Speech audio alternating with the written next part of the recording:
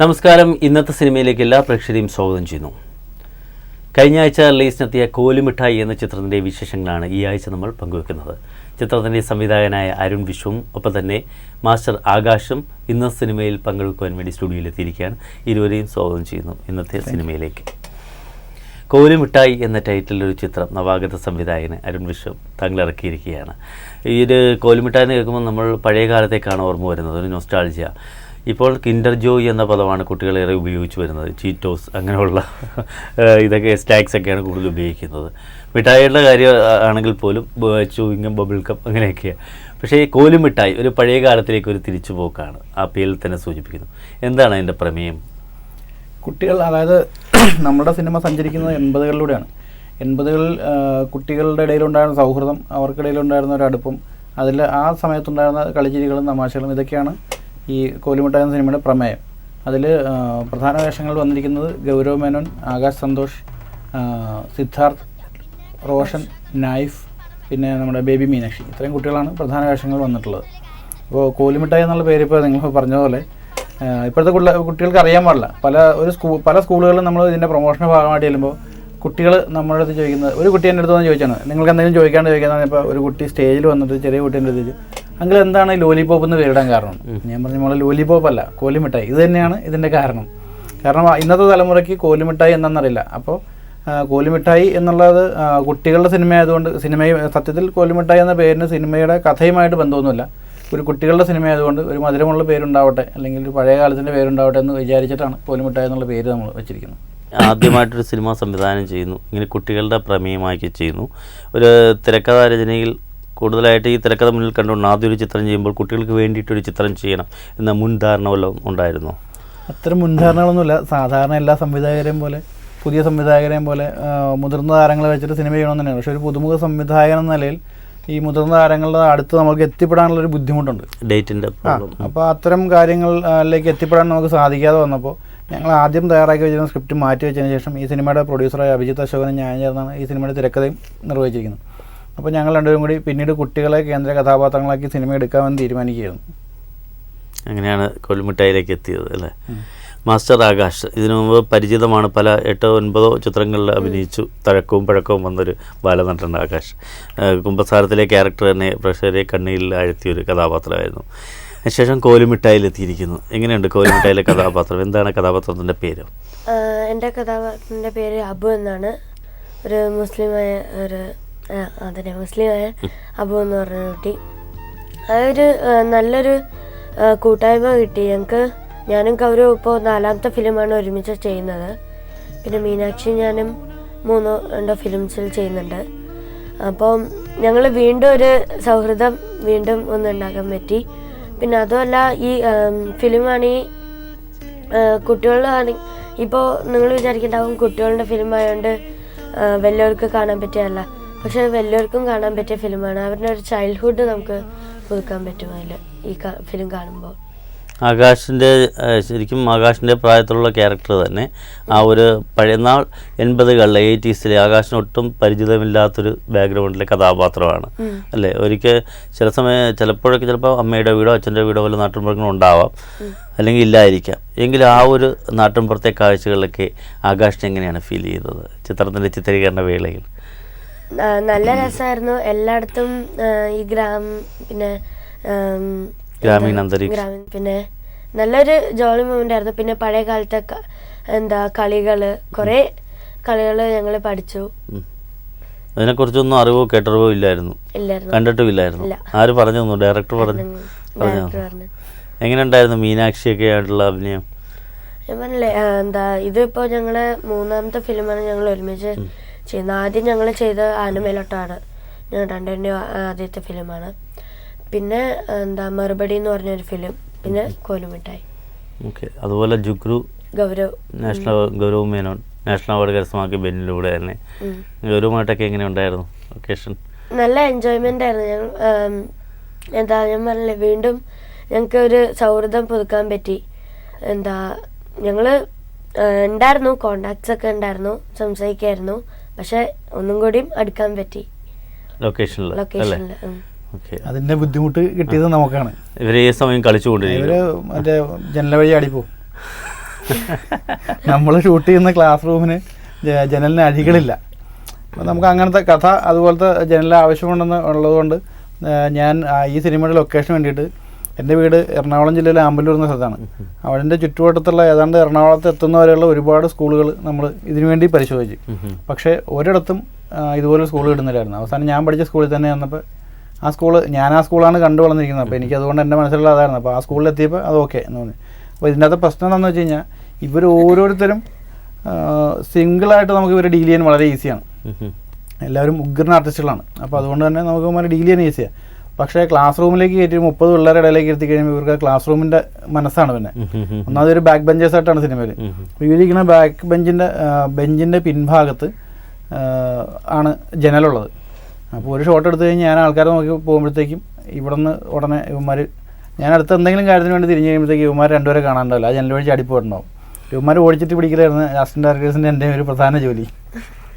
ആകാശിന് ഒരു കാര്യം അതിൽ ഫീൽ ചെയ്തു, ഇപ്പോഴത്തെ ഇംഗ്ലീഷ് മീഡിയത്തിലെ ഉള്ള ഒരു ചിട്ടകൾ, സ്ട്രിക്റ്റായ ടീച്ചേഴ്സിൻ്റെ എഡ്യൂക്കേഷനും ഒക്കെ തൊട്ട് നമ്മൾ സിനിമയിലെ ക്യാരക്ടറിലേക്ക് വരികയാണെങ്കിൽ നാട്ടിൻപുറവും മലയാളം മീഡിയം എന്നൊരു സങ്കല്പം, ഗവൺമെൻറ് സ്കൂളും, അപ്പം ആ അന്തരീക്ഷം എങ്ങനെയുണ്ടായിരുന്നു? എന്താ ഇപ്പോൾ നമ്മുടെ പുതിയ സ്കൂളിലൊക്കെ ആണെങ്കിൽ പറഞ്ഞ പോലെ നല്ല സ്ട്രിക്റ്റും ആണ്. പിന്നെ ഒരു ക്ലാസ് റൂം എന്ന് പറയുമ്പോൾ ഇപ്പോൾ ചില സ്ഥലത്ത് കമ്പ്യൂട്ടർ ലാബ് അങ്ങനെ കുറേ ഉണ്ട്. പക്ഷേ ഗവൺമെൻറ് സ്കൂളിലാണെങ്കിൽ അങ്ങനെ ഒരു ഇപ്പോൾ പറഞ്ഞ പോലെ അഴികളില്ലാത്ത ഒരു ജനൽ, അങ്ങനെ ഒരു സാധാരണ ബെഞ്ച്, അങ്ങനെയൊക്കെ നല്ല എൻജോയ്മെൻ്റ് ആയിരുന്നു. ഒരു മുമ്പിൽ ഒരു ഇപ്പോൾ ഗവൺമെൻറ് സ്കൂളിലാണെങ്കിൽ ഇപ്പോൾ മുമ്പിൽ ഒരു ഗ്രൗണ്ട് മാതിരി ചെറുതായിട്ട് ഒന്ന് കളിക്കാനുണ്ടാവും. അപ്പോൾ അങ്ങനെ നല്ലതായിരുന്നു. എന്തായാലും നല്ലൊരു എക്സ്പീരിയൻസ് ആയിരുന്നു അല്ലേ? പുതിയൊരു എക്സ്പീരിയൻസ്. ഓക്കെ, സംവിധായകനിലേക്ക് വരികയാണെങ്കിൽ തിരക്കഥ ഞാനും സിനിമയുടെ പ്രൊഡ്യൂസറായ അഭിജിത്ത് അശോകനും ചേർന്നാണ് തിരക്കഥ നമ്മൾ ചെയ്യുന്നത്. ഇത്തരം ഒരു സീനിലേക്ക് വരുമ്പോൾ മലയാളത്തിലെ ജുഗ്രുവിനെ പോലെ ബെന്നിലൂടെ ദേശീയ അവാർഡ് കിട്ടിയ നടൻ, അതുപോലെ തന്നെ മീനാക്ഷി ഒപ്പത്തിലും അഥവാ ഒളിമ്പ്യൻ അമർ അക്ബർ അന്തോണിയിലൊക്കെ അഭിനയിച്ചിരുന്നു. അത്തരം പരിചിതമായ ബാലതാരങ്ങളോടൊപ്പം തന്നെ സീനിയേഴ്സായ സൈജു കുറുപ്പിനെ പോലുള്ള ആർട്ടിസ്റ്റുകൾ അല്ലേ ഇതിനകത്തുണ്ടായിരുന്നു. ആ ഒരു കാസ്റ്റിങ്ങിനെ കുറിച്ചൊന്ന് പറയുമോ? മുതിർന്ന താരങ്ങളിൽ ഭൂരിഭാഗം പേരും ഈ സിനിമയിലേക്ക് എത്തിപ്പെട്ടിരിക്കുന്നത് ഞാൻ മുമ്പ് വർക്ക് ചെയ്തിട്ടുള്ള സിനിമകളിൽ എനിക്ക് പരിചയമുള്ള, എന്നോട് അടുപ്പമുള്ള താരങ്ങളാണ് ഭൂരിഭാഗം പേരും. അതായത് സൈജു കുറുപ്പ്, സോഹൻ സീനുലാൽ, ദിനേശ് പ്രഭാകർ, ഡോക്ടർ റോണി, ഇതുപോലെ പിന്നെ ഷെറീജ്, ഷിബു എന്നൊക്കെ പറഞ്ഞ താരങ്ങളുണ്ട്. ഇവരൊക്കെ സിനിമയിലേക്ക് വന്നത് ഞാൻ ഇതിനു മുമ്പ് ആക്ഷൻ ഹീറോ ബിജിലും 1983 വർക്ക് ചെയ്തിരുന്നു. എബിൾ ഷൈൻ സംവിധാനം ചെയ്തത്. അപ്പോൾ ആ സിനിമയിൽ ജോലി ചെയ്തപ്പോൾ ആ സിനിമയിൽ എനിക്ക് ഇവരോടുള്ള അടുപ്പത്തിൽ നിന്നാണ് ഇവർ എൻ്റെ സിനിമയുടെ ഒരു പാഷൻ കണ്ടിട്ട്. സൈജു ഗ്രൂപ്പൊക്കെ ഭയങ്കര സപ്പോർട്ടാണ് നമ്മുടെ സിനിമയ്ക്ക്. കാരണം നമ്മൾ സിനിമ ചെയ്യാൻ പോകുന്ന കേട്ടപ്പോൾ നമ്മൾ ചെയ്യുന്നു, നമുക്ക് ചെയ്യാം, കഥ എന്താണെന്ന് പോലും എന്നോട് ചോദിച്ചില്ല. അങ്ങനെയാണ് എല്ലാവരും തന്നെ ആർട്ടിസ്റ്റുകൾ കമ്മിറ്റ് ചെയ്ത്.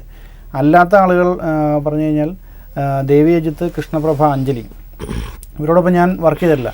ഇവർ നമ്മുടെ സിനിമയുടെ കഥ കേട്ടതിന് ശേഷം അവർക്ക് കഥ ഇഷ്ടമായതുകൊണ്ട് അഭിനയിക്കാമെന്ന് സമ്മതിച്ച് നമ്മളോടൊപ്പം ചേർന്നവരാണ്. പിന്നെ ക്യാമറയുടെ പിന്നിൽ നിന്നിരുന്നവരാണെങ്കിലും ഭൂരിഭാഗം എന്നല്ല എല്ലാവരും തന്നെ എന്നോടടുപ്പമുള്ള, എന്നോട് സൗഹൃദം കാത്തുസൂക്ഷിക്കുന്നത്, നമുക്ക് സിനിമയോടൊരു പാഷൻ അറിയാവുന്നതുകൊണ്ട് നമ്മളതിൻ്റെ പിന്നാലെ എടുത്തു ചാടുകയാണെന്ന് അറിഞ്ഞിട്ട് ഇതൊരു ശരിക്കും പറഞ്ഞാൽ ഞങ്ങൾ രണ്ട് സാധാരണക്കാർ ഒരു മലയാള സിനിമ ഉണ്ടാക്കാമെന്ന് വിചാരിച്ച് ഇറങ്ങി പുറപ്പെടുമ്പോൾ ഒരുപാട് ആൾക്കാർ പറഞ്ഞു നിങ്ങൾ ഒരു മണ്ടത്തരാണ് കാണിക്കുന്നത്, നിങ്ങൾ വിചാരിച്ചത് കൂട്ടിയെ കൂടുന്ന കാര്യമല്ല, ഇത് ബുദ്ധിമുട്ടായിരിക്കും നിങ്ങളെപ്പോലെ രണ്ട് ആൾക്കാർക്കെന്ന് പറഞ്ഞപ്പോൾ ഇതൊരു എടുത്തുചാട്ടമാണെന്ന് ഒരുപാട് ആൾക്കാർ പറഞ്ഞപ്പോൾ അതറിഞ്ഞുകൊണ്ട് ഞങ്ങൾ എടുത്തു ചാടാൻ തയ്യാറായപ്പോൾ ഞങ്ങളുടെ കൂടെ എടുത്തു ചാടാൻ തയ്യാറായ ഞങ്ങളുടെ കൂട്ടുകാരുടെയും കൂടി ഒരു അധ്വാനമാണ് ഈ സിനിമയുടെ വരെ എത്തിച്ചത്. ഇതിലൊരു പ്രൊഫഷണലി ഒരു പോലീസ് ഓഫീസറായ തങ്ങൾ സിനിമയിലേക്ക് വന്നത് എന്താണ്? അതിനകത്ത് സിനിമ ഒരു പാഷനായിരുന്നു അതോ? സിനിമ ചെറുപ്പം മുതലേ ഏതൊരു ചെറുപ്പക്കാരനെയും പോലെ എനിക്കും ചെറുപ്പകാലം മുതലേ ഭയങ്കര പാഷനുള്ളതായിരുന്നു. അപ്പോൾ ആദ്യകാലങ്ങളിൽ സിനിമയിൽ അഭിനയിക്കണമെന്ന ആഗ്രഹമായിട്ടാണ് ഞാൻ നടന്നത്. ഒരുപാട് കാലം സിനിമയിൽ അഭിനയിക്കണമെന്ന് ആഗ്രഹമായി നടന്നിരുന്നു. എബിൾ ഷൈൻ എന്ന സംവിധായകൻ ഞങ്ങളൊന്നിച്ച് ഒരു ക്ലാസ്സിൽ പഠിച്ചിട്ടുള്ള ആൾക്കാരാണ്. അപ്പോൾ മുൻകാലങ്ങളിൽ എബിൾ ഷൈൻ ഒരു പ്രൊഫഷണൽ ഫോട്ടോഗ്രാഫറാണ്. അപ്പോൾ എബിൾ ഷൈൻ എടുക്കുന്ന ഒരുപാട് ഫോട്ടോകൾ ആൾക്കാർ എൻ്റെ ഫോട്ടോകൾ കാണുമ്പോഴത്തേക്ക് ആൾക്കാർ എടാ ഇതിനകത്ത് നന്നായിട്ടുണ്ട് കൊള്ളാം എന്ന് പറയുമ്പോൾ ഞാൻ വിചാരിക്കും അന്ന് സിനിമയിൽ അഭിനയിച്ച് നോക്കാം എന്ന് വിചാരിച്ച് നടന്നിരുന്ന ഒരുപാട് കാലം നടന്നിരുന്നു. അപ്പോൾ അതിനുശേഷം ഷൈൻ ഒരു മാഗസീനിൽ വർക്ക് ചെയ്യുമ്പോൾ അതിലൊരു സബ് എഡിറ്ററായിരുന്ന ഒരാളുടെ ഭർത്താവ് പ്രദീപ് നായർ എന്ന് പറയുന്ന സംവിധായകൻ, അദ്ദേഹം ഒരിടം എന്ന് പറഞ്ഞ സിനിമ ചെയ്തു. അപ്പോൾ ആ സിനിമ ചെയ്യുമ്പോൾ അതിനകത്താണ് ഞാൻ ആദ്യമായിട്ട് അസിസ്റ്റന്റ് ഡയറക്ടറായിട്ട് വർക്ക് ചെയ്യുന്നത്. ആ സിനിമയിൽ അസിസ്റ്റന്റ് ഡയറക്ടറായിട്ട് വർക്ക് ചെയ്തതിന് ശേഷമാണ് ഞാൻ പോലീസ് ഡിപ്പാർട്ട്മെൻറ്റിൽ ജോലിക്കായി കയറുന്നത്. അതിനുശേഷം പിന്നീട് സത്യത്തിൽ സിനിമയുമായുള്ളൊരു ബന്ധം മാറി നിൽക്കുകയായിരുന്നു. ഇതിന് പിന്നീട് 1983 എന്ന സിനിമ ഷൈൻ അവൻ്റെ കരിയറിൽ ഒരുപാട് വളരുകയും അവൻ ഒരു സിനിമ സംവിധാനം ചെയ്യുന്ന ലെവലിലേക്ക് എത്തുകയും ചെയ്തപ്പോൾ 1983 സിനിമ സംഭവിക്കുമ്പോൾ എൻ്റെ അടുത്ത് അവൻ പറഞ്ഞു, എടാ ഞാനൊരു സിനിമ ചെയ്യുമ്പോൾ നീ കൂടെ നിൽക്കുക, അപ്പോൾ നിനക്ക് കാര്യങ്ങൾ ഈസി ആയിട്ട് മനസ്സിലാക്കാം, നീ കൂടെ നിന്നോ എന്ന് പറഞ്ഞിട്ട് അങ്ങനെയാണ് 1983 വർക്ക് ചെയ്യുന്നത്. അതിനുശേഷമാണ് ഈ ആക്ഷൻ ഹീറോ ബിജുവിൽ വർക്ക് ചെയ്യുന്നത്. ഈ കോലുമിഠായി എന്ന ചിത്രം ഇറങ്ങുമ്പോൾ തന്നെ അതിനോടൊപ്പം തന്നെ പള്ളിക്കൂടം എന്ന ചിത്രമുണ്ട്.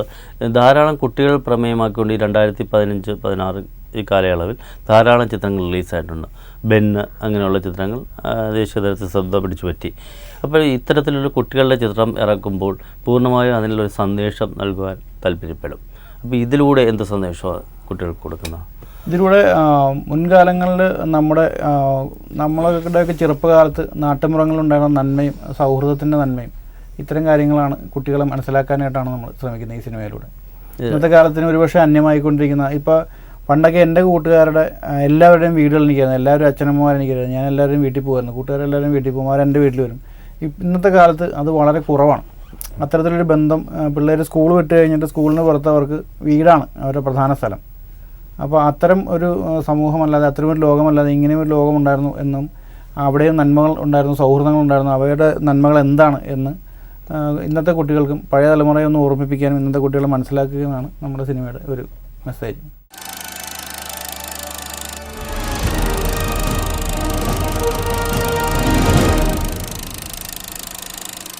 ചിത്രത്തിൽ 4 ഗാനങ്ങളുണ്ടല്ലോ. 4 ഗാനം. ഈ ഗാനരചനയും സംഗീതവും ഒക്കെ ആരൊക്കെ ചെയ്തിരിക്കും? ചിത്രത്തിൻ്റെ സംഗീത സംവിധായകൻ ശ്രീരാജ് സഹജൻ. ശ്രീരാജ് അമൃതയുടെ ജൂനിയർ സ്റ്റാർ സിംഗർ എന്ന് പറഞ്ഞ പ്രോഗ്രാമിൽ സമ്മാനാർഹനായിട്ടുള്ള ആളാണ് ശ്രീരാജ് സഹജൻ. അതുകൂടാതെ ചിത്രത്തിൻ്റെ ഗാനരചന നിർവഹിച്ചിരിക്കുന്നത് BK ഹരിനാരായണൻ, ലക്ഷ്മി എണ്ണപ്പാടം, ഈ 2 പേരാണ് ഗാനരചന നിർവഹിച്ചിരിക്കുന്നത്.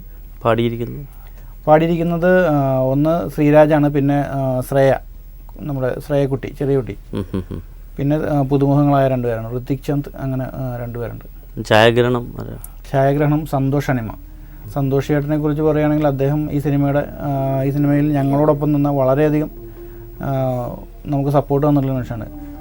കഴിഞ്ഞ 25 വർഷമായി വെഡ്ഡിങ് വീഡിയോഗ്രാഫി രംഗത്ത് ഉള്ളൊരു മനുഷ്യനാണ് സന്തോഷ് ചേട്ടൻ. സന്തോഷ് ചേട്ടൻ ആണ് ശരിക്കും സത്യത്തിൽ ഈ സിനിമ, ഇങ്ങനൊരു സിനിമ ഉണ്ടാക്കുന്നതിന് എനിക്കൊരു പ്രചോദനം തന്ന വ്യക്തി സന്തോഷ് ചേട്ടനാണെന്ന് തന്നെ പറയാം. 1983 എന്ന സിനിമയുടെ സെറ്റിൽ ഞങ്ങൾ ഇരിക്കുമ്പോൾ സന്തോഷ് ചേട്ടൻ എല്ലാ ദിവസവും സെറ്റിലുണ്ടാവും. സന്തോഷ് ചേട്ടൻ ഇതുപോലെ ബിഷനുമായിട്ട് വളരെ അടുപ്പമുള്ള ഒരാളാണ്. സന്തോഷ് ചേട്ടൻ ഒരു ഷോട്ട് എടുക്കണപ്പോൾ എന്നോട് ചോദിച്ചു, എടാ ഈ ഷോട്ട് എടുത്തു കഴിഞ്ഞാൽ ഇപ്പോൾ നമുക്ക് എങ്ങനെ ഇത് യൂസ് ചെയ്യാൻ പറ്റും എന്ന് ചോദിച്ചു. അപ്പോൾ ഞാൻ പറഞ്ഞു, ചേട്ടാ ഈ ഡയലോഗ് ഇവിടെ വെച്ച് കട്ട് ചെയ്യും, അടുത്ത ആളുടെ റിയാക്ഷൻ അപ്പുറത്ത് കാണിക്കും, അതിനുശേഷം വീണ്ടും ഇയാളുടെ റിയാക്ഷൻ കാണിക്കുമ്പോൾ ആ സീൻ വർക്കൗട്ടാവും. ഇപ്പോൾ എനിക്ക് മനസ്സിലായി, നിനക്കൊരു സിനിമ ചെയ്യാലോ, നമുക്കൊരു സിനിമ ചെയ്താലോ എന്നെൻ്റെ അടുത്ത് ചോദിച്ചു. അപ്പോൾ അങ്ങനെ ചോദിച്ചപ്പോഴാണ് ഞാൻ ആദ്യമായിട്ട് സീരിയസ് ആയിട്ടൊരു സിനിമ സംവിധാനം ചെയ്യാം എന്ന് ആലോചിക്കുന്നത്. അപ്പോൾ അവിടെ നിന്ന് ഇങ്ങോട്ട് സന്തോഷ് ചേട്ടൻ്റെ ഒരു എക്സ്പീരിയൻസ് ഈ സിനിമയിൽ നമുക്ക് ഭയങ്കര ഹെൽപ്ഫുള്ളായിരുന്നു. കാരണം അദ്ദേഹം ഒരു 25 വർഷമായി ക്യാമറ കൈകാര്യം ചെയ്യുന്ന ആളാണ്. ഇപ്പോൾ ജിംബൽ ഷോട്ട്സ് എടുക്കാനായിട്ട്, അതായത് ഹാൻഡ് ഹെൽഡ് ക്യാമറ മൂവ്മെൻറ്റ്സ് എടുക്കാനായിട്ട് കേരളത്തിൽ നിന്ന് അദ്ദേഹത്തേക്കാൾ നല്ലൊരു ആൾ വേറെ ഇല്ല. അതുപോലെ ഉള്ള കാര്യങ്ങളുടെ ടെക്നിക്കലി അദ്ദേഹം ഭയങ്കര പെർഫെക്റ്റാണ്. അതുപോലെ തന്നെ ഇപ്പോൾ നമ്മുടെ സിനിമയിലെ ഏറ്റവും മികച്ചു നിൽക്കുന്ന ഒരു പാർട്ട് അതുകൊണ്ട് തന്നെ ഫോട്ടോഗ്രാഫിയാണെന്ന് പറയാം. ഈ ലൊക്കേഷൻ കോലുമിഠായിയുടെ അമ്പല്ലൂർ തന്നെയായിരുന്നു. അമ്പല്ലൂരിനോട് ചുറ്റുവട്ടത്തുള്ള 5 കിലോമീറ്റർ ചുറ്റുള്ള എൻ്റെ നാട്ടിൽ തന്നെയാണ് സിനിമ പൂർണ്ണമായും ചിത്രീകരിച്ചിരിക്കുന്നത്. ആകാശ് എന്ത് പറയുന്നു ഡയറക്ടറെ കുറിച്ച്? ഡയറക്ടറിന് കീഴിൽ വർക്ക് ചെയ്യാൻ ടെൻഷൻ, ഒരു പോലീസുകാരനും കൂടെയാണ്.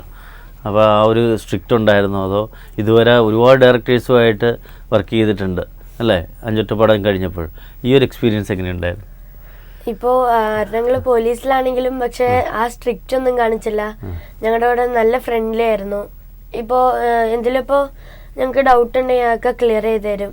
ഒരു ഫ്രണ്ട്ലി ഇതായിരുന്നു. പിന്നെ ഞങ്ങൾ പറഞ്ഞില്ലേ എന്താ ജനലൊക്കെ ചാടുന്നു, ഞാൻ ഉണ്ടായിട്ടില്ല, ഞാൻ ഭയങ്കര മാന്യനായിരുന്നു.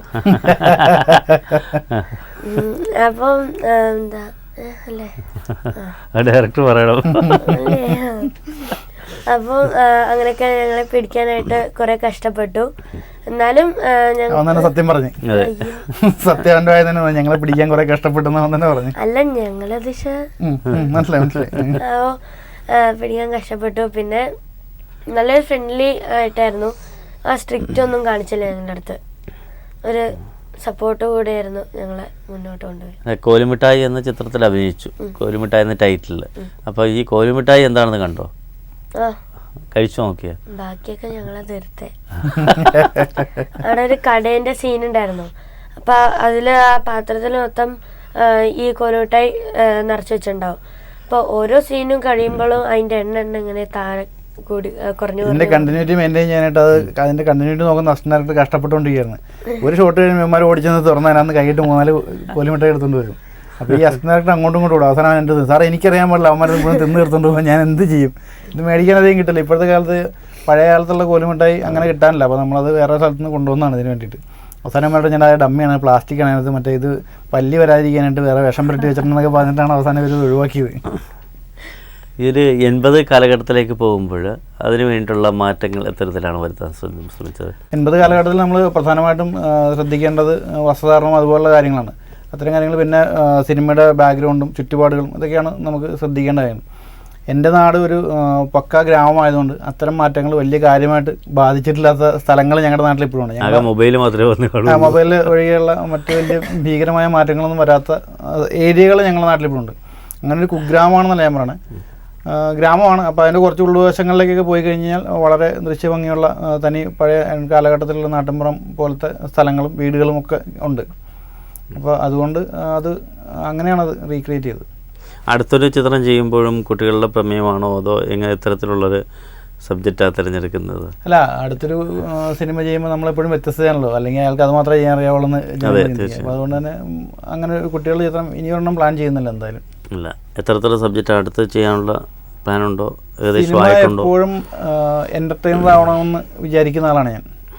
അപ്പോൾ നമ്മൾ തിയേറ്ററിൽ പോയി പണം മുടക്കി സിനിമ കാണുമ്പോൾ അത് നമ്മൾ രസിപ്പിക്കാനുള്ള സിനിമ ആയിരിക്കുന്നതാണ്. അപ്പോൾ അതിനൊരു ഉദാഹരണം ഞാൻ പറഞ്ഞാൽ, എൻ്റെ ചെറുപ്പകാലത്താണ് ഞാൻ ദേവാസുരം എന്ന് പറഞ്ഞ സിനിമ ഉണ്ടായിരുന്നത്. ദേവാസുരം എന്ന് പറഞ്ഞ സിനിമ എറണാകുളത്ത് വന്ന് എൻ്റെ വീട്ടിൽ നിന്ന് വീട്ടുകാരൊക്കെ ആയിട്ട് വണ്ടിയൊക്കെ വിളിച്ച് എറണാകുളത്ത് വന്ന് ഞങ്ങൾ കാണുന്നത്. അപ്പോൾ അന്ന് എൻ്റെ നാട്ടിലുള്ള തിയേറ്ററിൽ ഈ സിനിമ വന്നെങ്കിൽ 3 വർഷം കഴിയും. അപ്പോൾ ഈ എറണാകുളത്ത് ഈ സിനിമയ്ക്ക് വരുമ്പോൾ അന്ന് ഇവിടെ മൈമൂൺ ലുലു എന്ന് പറഞ്ഞ 2 തിയേറ്ററുകളുണ്ട്. ആ തിയേറ്ററിൽ സിനിമ കാണാൻ കയറുന്ന സമയത്ത് ഒരു തിയേറ്ററിൽ കയറുമ്പോൾ മറ്റേ തിയേറ്ററിൽ ഈ ആകാശദൂത് എന്ന് പറഞ്ഞ സിനിമ കണ്ടിട്ട് ആൾക്കാർ തിരിച്ചറിയുന്നുണ്ട്, കുറേ ചേച്ചിമാർ. അപ്പോൾ എല്ലാവരും കരഞ്ഞ് കലങ്ങി പൊട്ടൊക്കെ ഇങ്ങനെ തേച്ച് വെച്ചിട്ട് ഈ ആകാശദൂത് കണ്ടിട്ട് കരഞ്ഞിറങ്ങി വന്നതാണ്. അപ്പം അന്ന് ഞാൻ തീരുമാനിച്ചു ഞാൻ ഒരിക്കലും ഈ സിനിമ കാണുന്നത്. ആ സിനിമ നല്ലതല്ലെന്നല്ല എൻ്റെ അഭിപ്രായം, എനിക്ക് അത്തരം സിനിമകൾ കാണാൻ ഇഷ്ടമല്ല. അപ്പോൾ അതുകൊണ്ട് എൻ്റർടൈനേഴ്സ് ഉണ്ടാക്കണമെന്നാണ് എനിക്ക് ഇഷ്ടം. പിന്നെ ആക്ഷൻ സിനിമകൾ ഇഷ്ടമാണ്. പിന്നെ ആക്ഷൻ സിനിമകളൊക്കെ ചെയ്യാനുള്ളൊരു നിലവാരത്തിലേക്ക് ആയിട്ടില്ല. അപ്പോൾ ആദ്യം നമ്മൾ നേരെ നിന്നിട്ട് ബാക്കി കാര്യങ്ങൾ. അടുത്ത പ്രൊജക്ട് ഓർമ്മയാവും. എന്താണ് ആകാശിൻ്റെ അടുത്ത സിനിമകളൊക്കെ? അടുത്ത ഇപ്പം എനിക്ക് 2 ഇറങ്ങാണ്ട്, മറുപടി, പിന്നെ മിഠായിക്കളനും മമ്മാലി എന്ന് പറഞ്ഞ മിഠായിക്കളനും മമ്മാലി. അപ്പോൾ 2 വർക്കാണ് ഇനി ഇറങ്ങാനുള്ളതല്ലേ? മറുപടിയിൽ പിന്നെ ഞാൻ റഹ്മാൻ്റെ ചെറുപ്പകാലമായിട്ടാണ് ബാമൻ്റെ ചെറുപ്പകാലമായിട്ട് മീനാക്ഷിയാണ് ചെയ്യുന്നത്. ഞങ്ങൾ പറഞ്ഞു മറുപടി മീനാക്ഷിയാണ് ജോഡിയായിട്ടുള്ളത്. ഏതായാലും മാസ്റ്റർ ആകാശനും സംവിധായകനായ അരുൺ വിശ്വനും എല്ലാവിധ ഭാവങ്ങളും നേരെയാണ് ഇന്നത്തെ സിനിമയിൽ വന്നതിനും പങ്കുകൊണ്ടതിനും ഒപ്പം തന്നെ കോലുമിഠായിയുടെ വിശേഷങ്ങൾ പങ്കുവച്ചതിനും. ചിത്രം ഒരു കുട്ടികളുടെ ചിത്രമെന്ന് മാത്രം ഒതുങ്ങാതെ എല്ലാ പ്രേക്ഷകരിലേക്കും എത്തട്ടെ. ചിത്രം ഒരു നല്ലൊരു ഹിറ്റായി തീരട്ടെ എല്ലാവിധ ആശംസിക്കുകയാണ്. ഞങ്ങളുടെ പ്രേക്ഷകരോട് എന്താണ് പറയാനുള്ളത്? പ്രേക്ഷകരോട് പറയാനുള്ളത്, ഈ സിനിമ കുട്ടികളുടെ സിനിമയാണെന്ന് കരുതി തിയേറ്ററിൽ പോയി കാണാതിരിക്കരുത്. ഇത് കുട്ടികൾക്ക് മാത്രമല്ല നിങ്ങൾക്കും ഒരുപോലെ ആസ്വദിക്കാൻ സാധിക്കുന്ന ഒരു സിനിമയാണ്. കാരണം നിങ്ങൾക്ക് നഷ്ടപ്പെട്ടു പോയ നിങ്ങളുടെ ഒരു ബാല്യം ഇതിലൂടെ നിങ്ങൾക്ക് തിരിച്ച് എടുക്കാനാവും അല്ലെങ്കിൽ കണ്ടെത്താനാവുമെന്ന് ഉറച്ച വിശ്വാസം ഞങ്ങൾക്കുണ്ട്. അതുകൊണ്ട് ഞങ്ങളുടെ സിനിമ തിയേറ്ററിൽ പോയി കാണണം, ഈ സിനിമ വിജയിപ്പിക്കണമെന്ന് എല്ലാവരോടും അഭ്യർത്ഥിക്കുന്നു. എല്ലാവരും ഞങ്ങളുടെ ഫിലിം പോയി കാണണം, ഞങ്ങളെ സപ്പോർട്ട് ചെയ്യണം. താങ്ക്സ്.